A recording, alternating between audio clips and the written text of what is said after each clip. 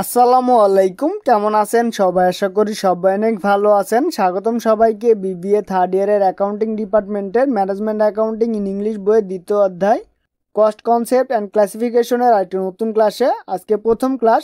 আজকের ক্লাসে আমরা এই অধ্যায়ের প্রয়োজনীয় ফরম্যাট এবং সূত্রগুলো দেখব, যেগুলো এই অধ্যায়ের ম্যাথ করতে প্রয়োজন পড়বে। তো চলুন কথা না বলে ক্লাসটি শুরু করি। ক্লাসটি শুরু করার আগে চ্যানেল নতুন হলে অবশ্যই চ্যানেলটি সাবস্ক্রাইব করে পাশে রাখা বেল বাটনটি অল করে দিবেন। তো চলুন শুরু করি।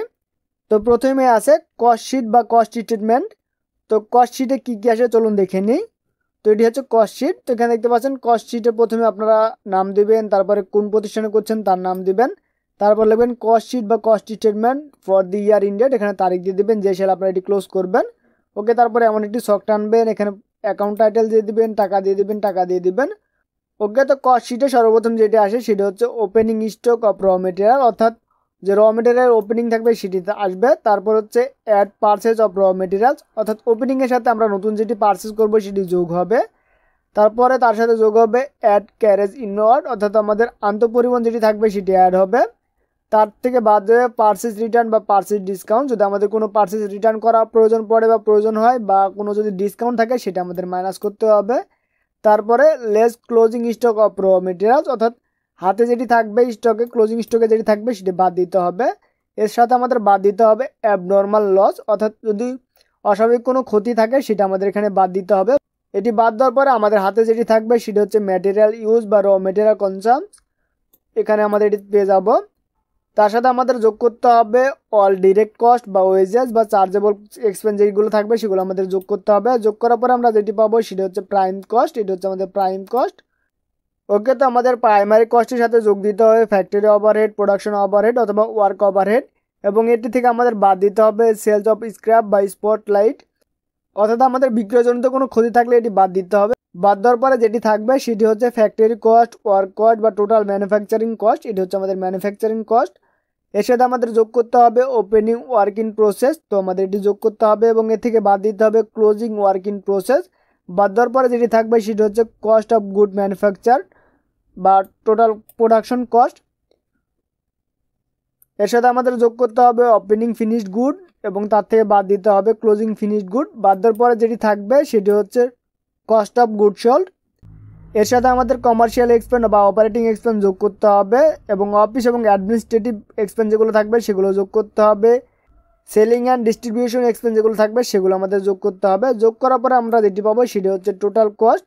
এর সাথে আমাদের প্রফিট আমাদের যোগ করতে হবে, যদি প্রফিট থাকে তা আমাদের যোগ করতে হবে, যদি লস থাকে সেটা আমাদের বাদ দিতে হবে। সাধারণত প্রফিট যোগ করা হয়। প্রফিট যোগ করার পরে যেটি হবে সেটি হচ্ছে সেলস বা সেলিং প্রাইস, এটি হচ্ছে আমাদের টোটাল সেল প্রাইস। তো এইভাবে আমাদের কস্ট শিট বা কস্ট স্টেটমেন্ট বানাতে হবে। ওকে, তো আমরা চলে যাই পরবর্তী শিটে। এরপর আছে ফ্যাক্টরি ওভারহেড। তো চলুন দেখে নিই ফ্যাক্টরি ওভারহেডের মধ্যে কী কী আসে। প্রথমে দেখতে পাচ্ছেন ফ্যাক্টরি ওভারহেড লিখে নেবেন, তারপরে যে প্রতিষ্ঠানে ফ্যাক্টরি ওভারহেড বানাবেন সেটির নাম দিয়ে দিবেন, তারপরে এখানে লিখে দেবেন statement of factory overhead for the period of, এখানে যে তারিখ আপনারা বানাবেন সে তারিখটি দিয়ে দিবেন। ওকে, তারপরে এইভাবে ছকটা আপনারা টেনে নেবেন, অ্যাকাউন্ট টাইটেল দিয়ে দিবেন, টাকা দিয়ে দিবেন। ওকে, তো দেখতে পাচ্ছেন এখানে ফ্যাক্টরি ওভারহেডে কী কী আসে। এখানে দেখতে পাচ্ছেন ইনডাইরেক্ট মেটেরিয়ালটি আসবে, indirect labour, indirect wages, ideal time wages, এগুলো আমাদের এখানে আসবে। ফ্যাক্টরি ফুয়েল অ্যান্ড পাওয়ার, এখানে এটা আমাদের আসবে। কয়লা, গ্যাস, ওয়াটার অ্যান্ড ফুয়েল, এটাও আমাদের আসবে। ফ্যাক্টরি ওয়ার্ক ম্যানেজার স্যালারি, এটি আসবে। ফ্যাক্টরি অফিসার স্যালারি, এটি আসবে। ফ্যাক্টরি রেন্ট অ্যান্ড ট্যাক্সেস, এটি আসবে। ফ্যাক্টরি লাইটিং অ্যান্ড রিপেয়ার, এটি আসবে। Depreciation of plant and machineries and loose tools, এটি আমাদের আসবে। Factory supplies, electric supplies, mechanical supplies, এগুলো আসবে। ফ্যাক্টরি ইন্স্যুরেন্স আসবে। সুপারিনটেন্ডেন্ট বা সুপারভিশন আসবে। লিভ অ্যান্ড বোনাস আসবে। ফোরম্যান স্যালারিজ আসবে। রিপেয়ার অফ মেশিনারিজ অথবা প্ল্যান্ট মেনটেনেন্স আসবে। আদার ফ্যাক্টরি এক্সপেন্স যেগুলো থাকবে সেগুলো আসবে। ওয়েলফেয়ার এক্সপেন্সগুলো আসবে। ওয়ার্ক এক্সপেন্স আসবে। ডিফেক্টিভ ওয়ার্ক এখানে আসবে। তো এই বিষয়গুলো আমাদের ফ্যাক্টরি ওভারহেডের মধ্যে পড়ে। তো চলুন আমরা এর পরের ধাপে যাই। এরপরে আছে অ্যাডমিনিস্ট্রেটিভ ওভারহেড। অ্যাডমিনিস্ট্রেটিভ ওভারহেডের মধ্যে কী কী আছে চলুন দেখে নিই। এখানে দেখতে পাচ্ছেন ইনস্টিটিউট নেম, এখানে আপনার উপরে লিখে দিতে পারেন অ্যাডমিনিস্ট্রেটিভ ওভারহেড। এখানে দেখতে পাচ্ছেন ইনস্টিটিউট নেমটা আপনারা দিবেন, তারপর লিখবেন office and administrative overhead for the period, এখানে আপনারা তারিখটি দিয়ে দিবেন। ওকে, তো সেম ফরম্যাট, এখানে আপনারা অ্যাকাউন্ট টাইটেল দিয়ে দিবেন, টাকা দিয়ে দিবেন। এখানে দেখতে পাচ্ছেন অফিস রেন্ট, এটি আসবে। ম্যানেজিং ডিরেক্টর, এটি আসবে বা ম্যানেজিং ডিরেক্টরের স্যালারিটি আসবে। জেনারেল অ্যান্ড অ্যাডমিনিস্ট্রেটিভ এক্সপেন্স আসবে, অফিস স্যালারিজ আসবে, ডিপ্রিসিয়েশন অফ অফিস ইকুইপমেন্ট আসবে, পাওয়ার ফর লাইট এখানে আসবে, ল্যান্ড রেট অ্যান্ড ট্যাক্সেস এখানে আসবে, আদার অফিস এক্সপেন্স এখানে আসবে, ম্যানেজার স্যালারি এখানে আসবে, ডিপ্রিসিয়েশন অফ স্টাফ কার্স এখানে আসবে। ওকে, তো আমরা পরের ধাপে চলে যাই। এরপরে আছে সেলিং অ্যান্ড ডিস্ট্রিবিউশন এক্সপেন্স। তো চলুন আমরা দেখে নিই সেলিং অ্যান্ড ডিস্ট্রিবিউশন এক্সপেন্সের মধ্যে কী কী পড়ে। এখানে দেখতে পাচ্ছেন, এখানে আমরা ইনস্টিটিউট নেম দিয়ে দিবেন, তারপর লিখবেন statement of selling and distribution expense for the period, এখানে আমরা তারিখটি দিয়ে দিবেন। ওকে, তো দেখতে পাচ্ছেন সেলিংসের মধ্যে কী কী আসে। সেলসম্যান স্যালারিজ, এখানে সেলসম্যান যে স্যালারি আছে বা কমিশন আছে সেটি আসবে। ক্যারিজ আউট অর্থাৎ ফেড আউট বা বিক্রয় পরিবহনটি এটি আসবে। অ্যাডভার্টাইজমেন্ট অথবা বিজ্ঞাপন এখানে আসবে। ব্যাড ডেবিট এক্সপেন্স আসবে, ট্রাভেলিং এক্সপেন্স আসবে, সেলস ম্যানেজার স্যালারিজ আসবে, রয়্যালিটি এক্সপেন্স আসবে, আদার মার্কেটিং এক্সপেন্স আসবে, ফিনিশড গুড ওয়্যারহাউস এক্সপেন্স আসবে, পোস্টেজ আসবে, expense for participant on export fair আসবে, ডিস্ট্রিবিউশন চার্জ এখানে আসবে। তো এগুলো হচ্ছে আমাদের সেলিং অ্যান্ড ডিস্ট্রিবিউশন এক্সপেন্সের মধ্যে আসবে। ওকে, তো চলুন আমরা পরের ধাপে চলে যাই। এরপরে আছে ইনকাম স্টেটমেন্ট। ইনকাম স্টেটমেন্টে কী কী আসে চলুন দেখে নিই। এখানে সর্বপ্রথম লিখে নেবেন আপনাদের ইনস্টিটিউটের নেম বা যার এখানে স্টেটমেন্টটি বানাবেন সে প্রতিষ্ঠানের নাম লিখে নেবেন। তারপর লিখবেন income statement for the period of, এখানে ডেটটি দিয়ে দেবেন যে ডেটে আপনারা এই স্টেটমেন্টটি বানাবেন।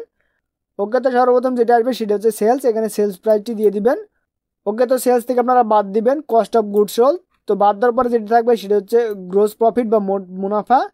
এর থেকে আমাদের বাদ দিতে হবে অপারেটিং এক্সপেন্স। অপারেটিং এক্সপেন্সের মধ্যে এখানে দেখতে পাচ্ছেন অফিস অ্যান্ড অ্যাডভার্টাইজমেন্ট, এখানে আমাদের এটা আসবে।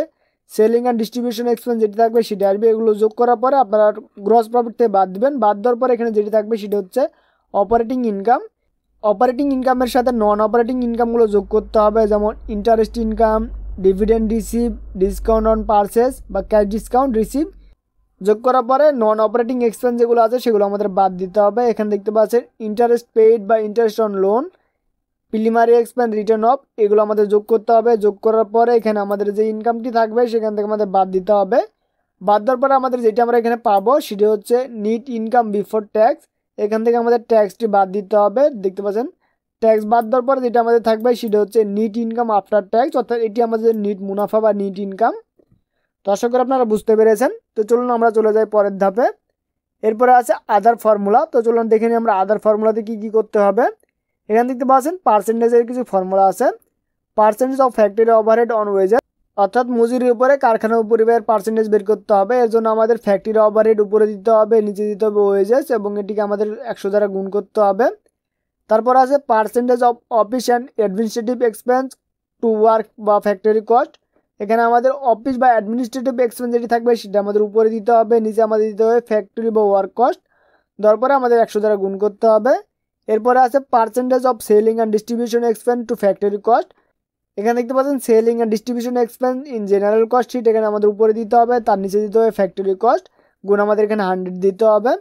এখানে দেখতে পাচ্ছেন percentage of profit on cost, অর্থাৎ আমাদের কস্টের উপরে পার্সেন্টেজ করতে হবে প্রফিটের, তার জন্য আমরা টোটাল প্রফিট দেবো উপরে, নিচে দেবো টোটাল কস্ট ইন্টু 100। এখানে দেখতে পাচ্ছেন percentage of profit on sales, এখানে সেলসের উপর আমাদের পার্সেন্টেজ করতে হবে প্রফিটের, তো আমরা টোটাল প্রফিট দেবো উপরে এবং নিচে দেবো টোটাল সেলস গুণ 100। এরপরে দেখতে পাচ্ছেন percentage of profit on sales, এখানে আমাদের প্রফিটটা উপরে দিতে হবে, এখানে টোটাল সেলস বের করতে হবে, তার জন্য টোটাল সেলসের আমরা যেটি সূত্র জানি টোটাল কস্ট ইন্টু প্রফিট, যোগ করার পর আমরা টোটাল সেলস পাই, তো আমরা এখানে এটি ভেঙে দিয়েছি। দেওয়ার পরে এখানে এর সাথে 100 গুণ করতে হবে, গুণ করলে আমরা পার্সেন্টেজ পেয়ে যাব। তো এখানে একটি মজার বিষয় হচ্ছে, এখানে দেখতে পাচ্ছেন কার উপরে কাকে দিতে হবে এটা আমরা এখানে বুঝতে পারবো। এখানে দেখতে পাচ্ছেন ফ্যাক্টরি ওভারহেডকে আমাদের ওয়েজেসের উপরে দিতে হবে, তা এখানে বুঝিয়ে দিয়েছে। এখানেও সেম, এখানে দেখতে পাচ্ছেন 2 এর পরে যেটি থাকবে সেটা হচ্ছে আমাদের নিচে থাকবে, 2 এর উপরে যেটি থাকবে সেটা আমাদের উপরে থাকবে। এখানেও সেম, 2 এর পরে যেটি থাকবে সেটি নিচে, 2 এর আগে যেটি থাকবে সেটা হচ্ছে আমাদের উপরে। তো এটি যদি আপনারা বুঝতে পারেন আশা করি আপনারা এই পার্সেন্টেজটি বের করতে পারবেন। তো আজকের ভিডিও এ পর্যন্তই, পরবর্তী ভিডিওতে আমরা ম্যাথ সমাধান করব। সেই ভিডিওগুলো দেখার আমন্ত্রণ জানিয়ে শেষ করছে আজকের ভিডিও। সবাই সুস্থ থাকবেন, ভালো থাকবেন, আল্লাহ হাফেজ।